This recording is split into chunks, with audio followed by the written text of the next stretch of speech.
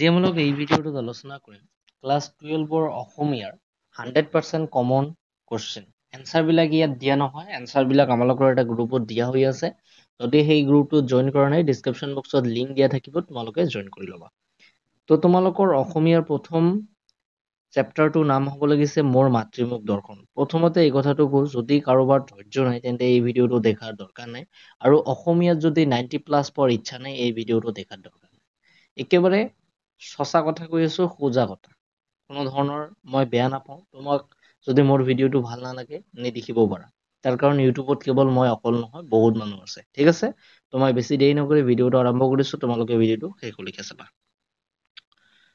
তো প্ৰথম এক মাৰ্কীবিলাক সকলোবোৰ চাব লাগে তথাপিও যিবোৰে এভাৰেজ ষ্টুডেন্ট আছে সেইবোৰে কিন্তু সকলোবোৰ চালে নহব তাৰ কাৰণ সকলোবোৰ চালে কোনটো পৰিছে কোনটো নপৰিছে পাহৰি যাব যিবোৰে এভাৰেজ ষ্টুডেন্ট আছে সেইবোৰে এই ভিডিঅ'টো দেখি মানে যিবোৰে টপাৰ একেবাৰে 90+ পোৱাৰ ইচ্ছা নাই আৰু মানে ধৰি লোৱা যে কৈ আছে যে মই 50 মান বা 60 মান পালে মোৰ হৈ যাব এই ভিডিঅ'টোৰ পৰা টপাৰো কিন্তু টপ কৰিব পাৰে তথাপিও এক মাৰ্কী কোশ্চেনবোৰ কিন্তু টপাৰে সকলোবোৰ পঢ়িব এভাৰেজ ষ্টুডেণ্টে সকলোবোৰ পঢ়িব নোৱাৰিব ঠিক আছে তো এক নম্বৰটো চাব লাগে মোৰ মাতৃমুখ দৰ্শন শীৰ্ষক পাঠটো কৰ পৰা সংগ্ৰহ কৰা হৈছে 3 নম্বৰটো বেজবৰুৱাই মাতৃমুখ দৰ্শনৰ বাবে কৰ পৰা কলৈ যাত্ৰা কৰিছিল কৰ পৰা কলৈ যাত্ৰা কৰিছিল উৰিষ্যাৰ সম্বলপুৰৰ পৰা অসমৰ গুৱাহাটীলৈ যাত্ৰা কৰিছিল 1930 চনৰ 19 ছেপ্টেম্বৰত সম্বলপুৰৰ পৰা অসমলৈ যাত্ৰা কৰোঁতে বেজবৰুৱাৰ সংগী কোন আছিল পত্নী প্ৰজ্ঞা সুন্দৰী দেৱী আছিল আৰু সৰু জীয়েক আছিল লক্ষীনাথ বেজবৰুৱাৰ ৰচিত এখন ধেমালীয়া নাটকৰ নাম তোমালোকে মোৰ মাতৃমুখ দৰ্শনৰ লিখক অৰ্থাৎ লক্ষীনাথ বেজবৰুৱাৰ বিষয়ে ভালকে পঢ়িবা লক্ষীনাথ বেজবৰুৱাৰ বিষয়ে যিকোনো এটা কোশ্চেন কিন্তু আহে ঠিক আছে যিকোনো এটা কোশ্চেন আহিবই তাৰপিছত খ নম্বৰৰ পৰা 2 নম্বৰটো চাবা মোৰ মাতৃমুখ দৰ্শন শীৰ্ষটিত মাতৃ শব্দৰে কি বুজোৱা হৈছে অসমক বুজোৱা হৈছে বা নিজৰ মাতৃভূমিক দেশক বুজোৱা হৈছে নিজৰ জন্মস্থানক লিখি দিলে হৈ গ'ল কিমান বছৰ পিছত লেখকৰ মাতৃমুখ দৰ্শন হৈছিল কিমান বছৰ পিছত 3 নম্বৰটো কি আছে লক্ষীনাথ বেজবৰুৱাক কটন কলেজৰ ছাত্ৰসকলে কিদৰে অন্তিম জনাইছিল 5 নম্বৰটো কি লক্ষীনাথ বেজবৰুৱাৰ গুৱাহাটীক ভাল লগাৰ 3টা কাৰণ উল্লেখ কৰা বা লিখা এনেকুৱা হয়তো আছে তোমালোকৰ মানে ফটোটো ভালকে উঠা নাই সেইবাবে মই তোমালোকক ভালকে ক'ব পৰা নাই তো তাৰপিছত কি আছে দীঘল প্ৰশ্নৰ পৰা মোৰ মাতৃমুখ দৰ্শনৰ দীঘল কোৰ্চ মই এনেকৈ কৈ দি আছো যদি সম্পূৰ্ণ কোশ্চেন কৈ দিওঁ তেন্তে ভিডিঅ'টো লম্বা হৈ যাব তোমালোকৰ এনে লম্বা ভিডিঅ' পছন্দ নহয় 1 নম্বৰটো চাবা 2 নম্বৰটো চাবা আৰু 3 নম্বৰটো চাবা তাৰপিছত 5 নম্বৰটো এই যিকেইটা মই দগাই দিলো এই দগাই কেইটা পঢ়াইলে হৈ গ'ল ঠিক আছে আৰু এটা কথা কৈ দিওঁ লেখক পৰিচয় বা কবিৰ পৰিচয় সেইবোৰ পঢ়িবা তাৰ পৰাও 1 মাৰ্কী বা 2 মাৰ্কী কোশ্চেন আহে তাৰপিছত তোমালোকৰ মগনিয়াৰ আছে মগনিয়াৰ যদি কবিতাটো ভালকে বুজি পোৱা তেন্তে সকলোবোৰ এনসাৰ দিব পাৰিবা 1 নম্বৰৰ পৰা অৰ্থাৎ অতি চমু প্ৰশ্ন উত্তৰৰ পৰা 3 নম্বৰটো 4 নম্বৰটো 5 নম্বৰটো মোস্ট ইম্পৰ্টেণ্ট এটা কোশ্চেন কথা কবিতা বুলিলে কি বুজায় ইয়াৰ দুটা বৈশিষ্ট্য কথা কবিতা কি এনেকৈও কোশ্চেন আহিব পাৰে কথা কবিতা হয় হাফ ইয়াৰলিত আহিব নহলে হাফ ইয়াৰলিৰ কথা বাদ দিয়া হাফ ইয়াৰলি এক্সাম কোনো মেটাৰ নকৰে ফ্ৰী ফাইনেল নহলে ফাইনেলত আহিবই যদি ফ্ৰী ফাইনেলত আহে তেন্তে ফাইনেলত নাহে আৰু 3 নম্বৰটো কি ওমৰ খায়াম কোন তেওঁ ৰচনা কৰা পুথি এখনৰ নাম কি ককাই মোৰ ওপৰত খং নকৰিবা মোৰ হাতত একোৱেই নাই কোনে কি প্ৰসংগত কৈছিল মগনিয়াৰজনে কবিয়ে মগনিয়াৰক কৈছিল দীঘল প্ৰশ্ন উত্তৰৰ পৰা তোমালোকে 1 নম্বৰটো চাবা 2 নম্বৰটো চাবা আৰু 5 নম্বৰটো চাবা তাৰপিছত পাৰ্টবোধৰ পৰা পাঠটোৰ মাজৰে দৰিদ্ৰ লোকৰ মহানুভাৱ ভাৱতা প্ৰকাশ পাইছে এইটো তোমালোকে ভালকে পঢ়িবা ইয়াত এটা ইম্পৰ্টেণ্ট উপৰঞ্চি তথ্যৰ পৰা ইম্পৰ্টেণ্ট এটা কথা আছে ৰুথ সাহিত্যিক আইভান টাৰ্গেটে দ্য বেগাৰ নামৰ কবিতাটোৰ লগত মগনিয়াৰৰ সাদৃশ্য আছে ইয়াত তোমালোকক যদি কয় যে মগনিয়াৰ কবিতাটো কৰ পৰা লোৱা হৈছে দ্য বেগাৰ নামৰ কিতাপখনৰ কবিতাটোৰ নাম লিখি দিলে হৈ যাব তথাপিও কিন্তু ঠিক আছে তাৰপিছত তোমালোকৰ আনন্দৰাম বৰুৱা আছে। আনন্দৰাম বৰুৱা একচুৱেলি যি পাৰ্টটো আছে এই পাৰ্টটো সকলোৰে পঢ়াত দৰকাৰ আছে। তাৰ কাৰণ আনন্দৰাম বৰুৱা অসমৰ এজন বহুত ভাল মানুহ আছিল। অসমৰ প্ৰথম IPS বিষয়া আছিল। প্ৰথম IPS অসমৰ মানুহ প্ৰথম IPS আনন্দৰাম বৰুৱাই আছিল। ঠিক আছে, তো ইয়াৰ কুৱেশ্যনবোৰ তোমালোকে দেখি লোৱা। আনন্দৰাম বৰুৱাৰ জন্ম ক'ত হৈছিল? 1 নম্বৰ, 2 নম্বৰ, 5 নম্বৰ।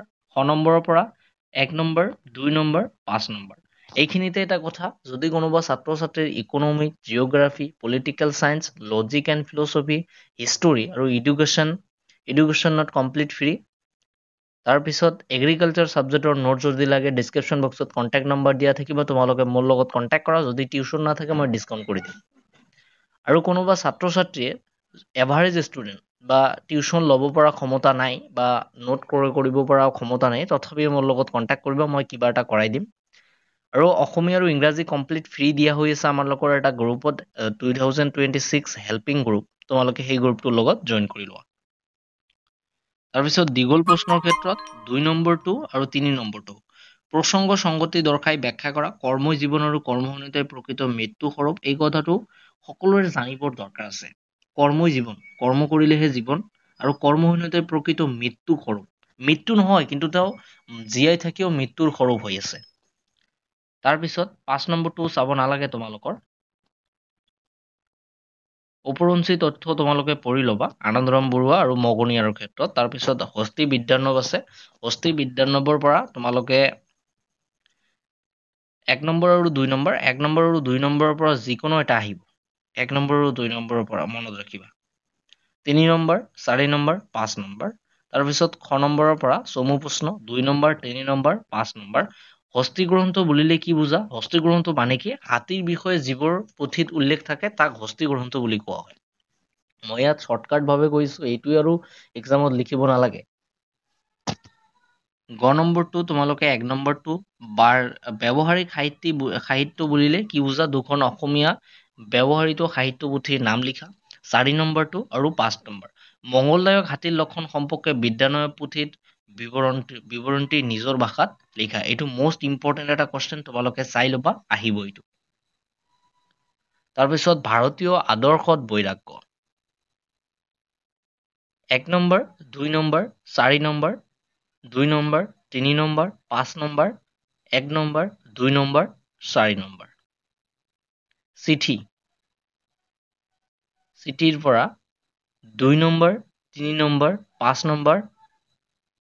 3 নম্বৰটো তোমালোকে দেখা। কাৰ চিঠিৰ বাবে ভূদেৱ চৌধুৰী অপেক্ষা কৰি আছিল? প্ৰশান্ত শৰ্মাৰ মৃত্যুৰ খবৰটো ভূদেৱ চৌধুৰীক কোনে দিছিল? এই দুটাৰ পৰা যিকোনো এটা আহিব। কাৰ চিঠিৰ বাবে? অকল পত্নী নিলিখিবা, পত্নী আৰু বন্ধুৰ কথাও লিখিবা। ভূদেৱ চৌধুৰী নহয়, প্ৰশান্ত শৰ্মাৰ মানে প্ৰিয় বন্ধু লিখি দিলে হৈ গ'ল আৰু। তাৰপিছত খ নম্বৰৰ পৰা 1 নম্বৰটো 2 নম্বৰটো 50% চান্স আছে তোমালোকৰ ফ্ৰী ফাইনেলত অহাৰ। তাৰপিছত 4 নম্বৰটো কাৰ চিঠি পুৰুষানুক্ৰমে সঞ্চয় কৰি থবলগীয়া সম্পত্তি বুলি কোৱা হৈছে, তেওঁৰ চিঠি কিয় মূল্যৱান? এইটো ৰবীন্দ্ৰনাথ ঠাকুৰৰ কথা কৈছে, তোমালোকে ভালকে চাই ল'বা এনচাৰটো। শ্বৰ্টটো মই কৈ দিলোঁ, তেওঁৰ চিঠি কিয় মূল্যৱান, সেইটো এনচাৰ মই ইয়াত নিদিওঁ।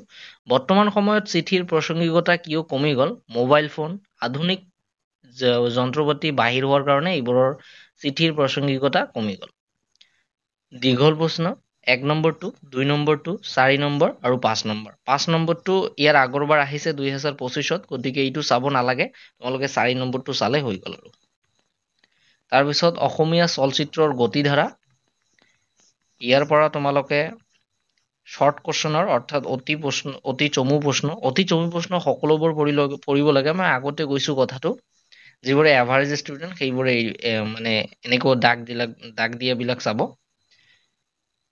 মানে শ্বৰ্ট কুৱেশ্যনৰ কথা কৈ আছোঁ, কেৱল মাত্ৰ এইটো নাভাবিবা যে এই টপাৰবোৰে এইবোৰ কমন দেখি টপ কৰিব নোৱাৰিব, কোনো কথা নাই। তোমালোকে আমাৰ চেনেলৰ ৰিজাল্টবোৰ চাই লোৱা, আগৰবাৰ কেনেকুৱা ৰিজাল্ট হৈছে।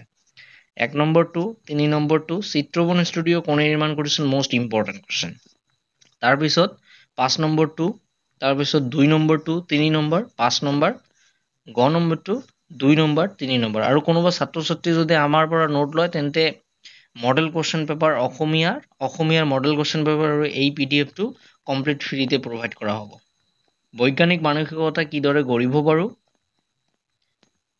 2 নম্বৰটো 4 নম্বৰটো 5 নম্বৰটো সপোনত পোৱা ঔষধ ৰোগী কিয় ব্যৱহাৰ কৰা অনুচিত এইটো লিখি দিলে হৈ গ'ল।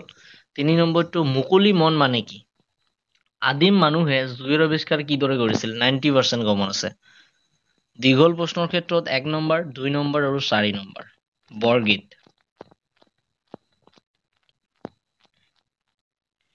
অতি চমু প্ৰশ্নৰ উত্তৰ এইবোৰ সকলোবোৰ চাবা এইটোৰ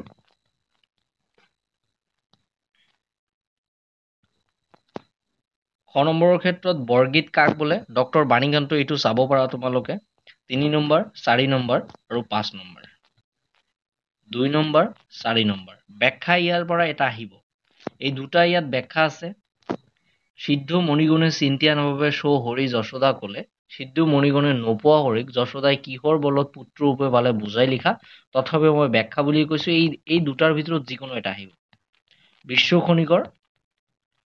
বিশ্ব খনিকৰৰ পৰা তোমালোকে অতি চমু প্ৰশ্নৰ ক্ষেত্ৰত 1 নম্বৰটো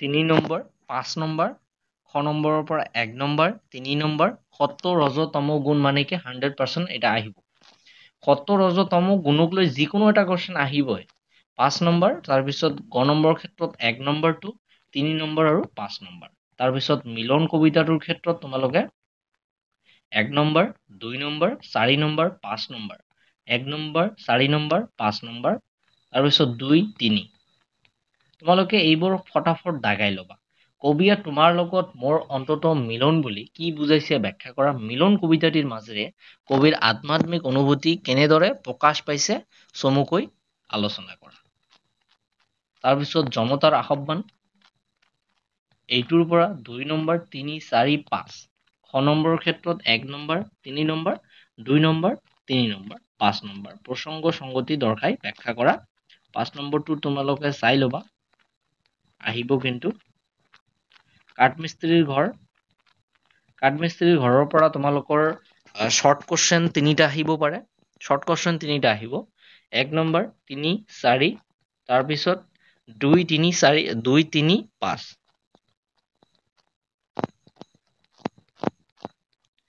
তাৰপিছত কবিতাটিত কাঠমিস্ত্ৰী শ্ৰম এইটো 50% চান্স আছে 3 নম্বৰটো প্ৰসংগ সংগতি দৰ্শাই ব্যাখ্যা কৰা যদি ইয়াৰ পৰা কোনোবা লং কোৱেশ্যন নিদিয়ে তেন্তে এইটো ব্যাখ্যা কৰিব দিব তোমালোকক কাঠমিস্ত্ৰীক কিয় শিল্পী বুলি কোৱা হৈছে তাৰপিছত 5 নম্বৰটো তাৰপিছত আঘোণৰ কুঁৱলীৰ পৰা 1 নম্বৰ 3 4 5 খ নম্বৰৰ পৰা 1 3 5 দীঘল প্ৰশ্নৰ পৰা 1 3 5 এই তিনিটা যে ইয়াত ব্যাখ্যা আছে এই তিনিটাৰ ব্যাখ্যাৰ পৰা যিকোনো এটা ব্যাখ্যা আহিব তোমালোকৰ পৰীক্ষাত ফাইনেলৰ কাৰণে এইবোৰ কিন্তু কোনোবাই যদি ভাবি আছে যে এইবোৰ ফ্ৰী ফাইনেলৰ বাবে বা হাফ ইয়াৰলিৰ বাবে নহয় এইটো একেবাৰে ফাইনেলৰ বাবে মই দি আছো ইমান আগতে দিয়াৰ কাৰণটো হৈছে তোমালোকে যাতে প্ৰিপাৰেশ্যন ভালকে কৰিব পাৰা ইয়াত দেখা গ'ল যে এই ভিডিঅ'টো মই এমাহ মান আগত পাব্লিছ কৰিলো কিন্তু দেখা পালো যে 100 বা 1000 জন ছাত্ৰ ছাত্ৰীয়ে চালে কিন্তু দেখা গ'ল কি যে 1000 জন ছাত্ৰ ছাত্ৰী যে চালে তেওঁ প্ৰিপাৰেশ্যন ভালকে কৰিব নোৱাৰিব এই মাহত এখন কিতাপ কমপ্লিট কৰা সম্ভৱ নহয় 3 মাহত কৰিব পাৰা গতিকে এতিয়া মই এই কাৰণে দি আছো যাতে তোমালোকে সকলোৱে সকলৰ লগত শ্বেয়াৰ কৰিব পাৰিবা আৰু এটা কথা মনত ৰাখিবা তোমালোকে কেতিয়াও মানে এই ভিডিঅ'টো বেলেগৰ ওচৰলৈ নিদিবলৈ চেষ্টা নকৰিবা দিবলৈ চেষ্টা কৰিবা তাৰ কাৰণ তুমি যদি আনৰ ভাল কৰা তোমাৰ লগতো আনো ভাল কৰিব এই কথাটো মনত ৰাখিবা উভতি নহাৰ কবিতাৰ পৰা 3 নম্বৰ ৰোমান্টিক কবিতা আৰু আধুনিক কবিতাৰ এটি পাৰ্থক্য লিখা মোস্ট ইম্পৰ্টেণ্ট হয় তামিঘৰা শব্দটোৰ অৰ্থ এইটো মোস্ট ইম্পৰ্টেণ্ট খ নম্বৰ 1 নম্বৰ 2 4 5 গড় পৰা 1 2 4 আৰু 5 নম্বৰৰ পৰা প্ৰসংগ সংগতি দৰ্শাই যন্ত্ৰ মোৰ জীয়াৰ মন্ত্ৰ সেই মন্ত্ৰকে গলো জীয়াই থকাৰ ধেমালিটো মই এবাৰেই খেলি গলো